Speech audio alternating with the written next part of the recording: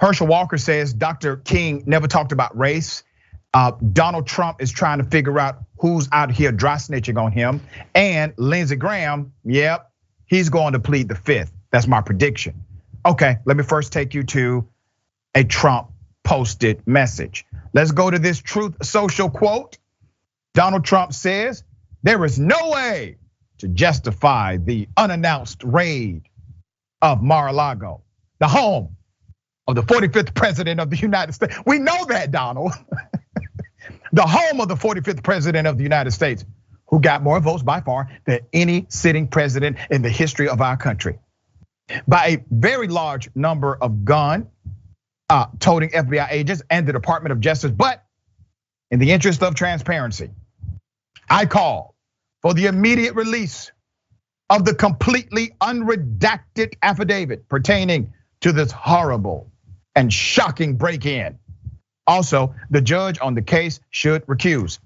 So let's figure out what Trump is doing. Remember, he's a binary marketer. Everything he does has a cause and effect relationship. Even if it doesn't work, he's trying to get something done here.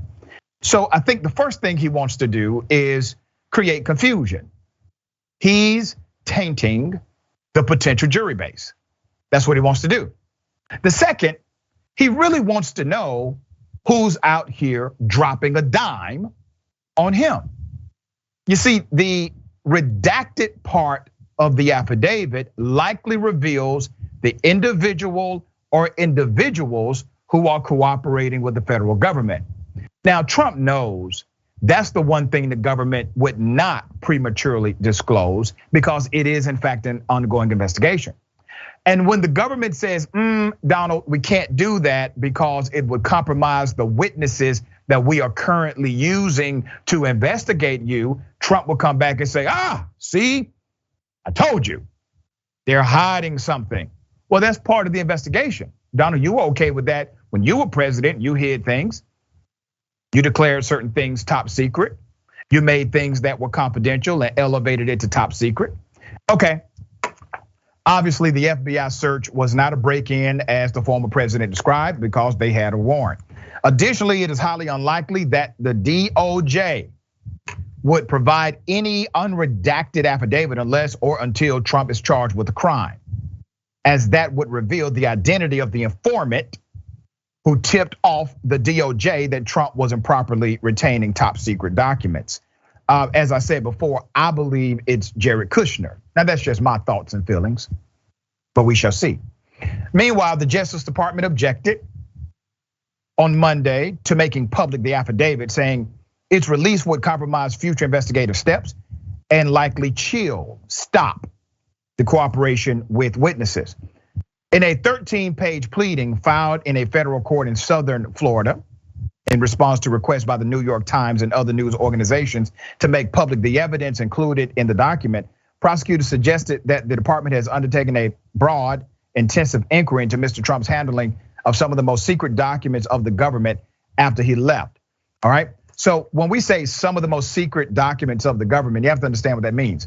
Classification works as a spectrum. There are levels to classification. We're talking about highly classified. If the prosecutor is saying this is some of the most classified information out there. Furthermore, one of the reasons proposed by the government for not releasing the affidavit was to protect the identities of the witnesses against death threats. On Monday, prosecutors in Pennsylvania unsealed charges against a man accused of repeatedly threatening to kill FBI agents in the days after Mr. Trump's property was searched. So let me go to this magistrate judge, put his picture up. This is Judge Bruce E. Reinhardt, the magistrate judge who signed the search warrant. He will decide whether the affidavit should be released. It's unclear when he will rule on this new request. Remember, there's an actual media request. Now, yesterday, in related news, Senator Lindsey Graham, let's put his picture up. Senator Graham was ordered to testify in the Georgia probe of Trump and the interference in the 2020 election. Now, remember when I said on day one, if you have a grand jury that will investigate the conversation between Secretary of State Brad Raffensperger out of Georgia and Donald Trump. If you have an investigative grand jury to look into that, they got to look into Lindsey Graham, because Lindsey Graham did the exact same thing to that exact same person by calling Raffensperger, the chief elections officer, directly and trying to coerce him to change the results of the election. US Judge Lee Martin, put her up, rejected on Monday Senator Graham's push to quash the subpoena. He has no special privilege here. He's a citizen. This is a function of a grand jury to provide subpoenas. May wrote in the order, Graham's position as a senator does not protect him from having to testify. So the judge said, just because you're a senator does not mean you get to say no to an actual subpoena.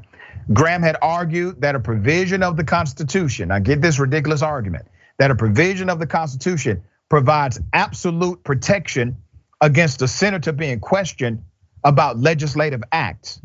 But the judge found there are considerable areas of potential grand jury inquiry that fall outside of that provision scope, and the judge is completely correct. Now remember, who's leading the investigation into Trump and his surrogates? A black woman in Fulton County, Georgia. Her name is Fonnie Willis. She is the elected DA, the first woman to ever be elected DA in Fulton County. Prosecutors want to ask Graham about phone calls made directly to Brad Raffensperger, the then Secretary of State, in the weeks following the election, urging him to toss out mail-in ballots believed to favor Biden. Now, remember, Trump in Georgia won on the machines. I know there was a narrative that said, the machines are rigged. Conservatives said that it was quite insane, because what they didn't realize is that Trump actually won on the machines. It was the absentee votes that told the rest of the story, and those are legitimate votes from actual voters. In a more Georgia-related dynamic of right now, the election of Herschel Walker, the Senate campaign between him and Senator Raphael Warnock. Herschel is the gift that keeps on giving. Here's what he said recently. I want to fight for Georgia because the Georgia people are my home. It doesn't care about your color. That's something Raphael Warnock doesn't know about. He's in a church where man preached is not the color of your skin, but the content of your character. He's never talked about anyone's character. He's always talked about the color of someone's skin. Right now, we're in America. We need to become Americans. We don't need to continue to separate, and I want to bring people together. Okay, so now he's lying on Dr. King. You see, this has gone too damn far, Herschel. Now they got you lying on Dr. King. I don't give a damn about you lying politically. That's part of what you all do, okay? I will call them out as they come. But now you're lying on Dr. Martin Luther King Jr. Dr. King did talk about race. Dr. King talked about racism. Dr. King talked about systemic bigotry. Dr. King said during an interview that America was more racist than he ever believed. These are things Dr. King said. Now, either you are dumber than I thought, which I don't see that happening, or you are being intentionally misled by those who are handling you. Now they have gone too far. You are willing to lie on a noble individual like Dr. Martin Luther King Jr. to try and secure your conservative base. All right, there's a lot. Attorney, what are your thoughts? I think that there is definitely a lot there. Starting with Trump in terms of his response and wanting to have that affidavit be released, all he wants to do is to sic his minions on whoever is the person with the source of the information. He wants to shut down that investigation, and knowing how violent his followers are, he knows that that's exactly what would happen. So of course, that's what he's pushing for. And it would significantly interrupt DOJ's investigation. It would make it difficult to continue to get people to speak, and it would cut cut off any potential chances of holding him accountable. And the judge should not be granting this, in part because we know that the judge has been on the receiving end of these threats. The fact that the synagogue to which he is a board member had to shut down its Shabbat because of the threats that they were receiving by virtue of the fact that he is a board member. The judge knows exactly what happens when you stand up to Trump and his minions and just do your job. And so I do not expect for the affidavit to be released. As far as it concerns Lindsey Graham, he just doesn't want to have to go up before the grand jury or even just any kind of jury and plead the fifth, because that's exactly what he'd do. And I have no doubts on that. And seeing him probably run this all the way up to the US Supreme Court, hoping to find a favorable judge along the way, is definitely something that I completely expect. So when he goes before the 11th Circuit, I would not be shocked nor shaken. And then, it just really seems that Herschel Walker is willing to say and to do anything. And again, like you had mentioned, his handlers, the man is just detestable. And the fact that he's willing to lie about the existence of his children, I'm not surprised he's lying on MLK, but he needs to be shut down. Exactly. And let me say this about the Lindsey Graham situation. To DA Willis, I'm not telling you how to do your job. To the judge in charge of this case, I'm not telling you how to do your job. But if it was me who ignored the subpoena from the grand jury, you would issue a warrant for my arrest. Prove that Lindsey Graham is not above the freaking law. I don't give a damn about his appeals or what court case he may try to shop. Put a warrant out for his arrest when he misses his next date. All right.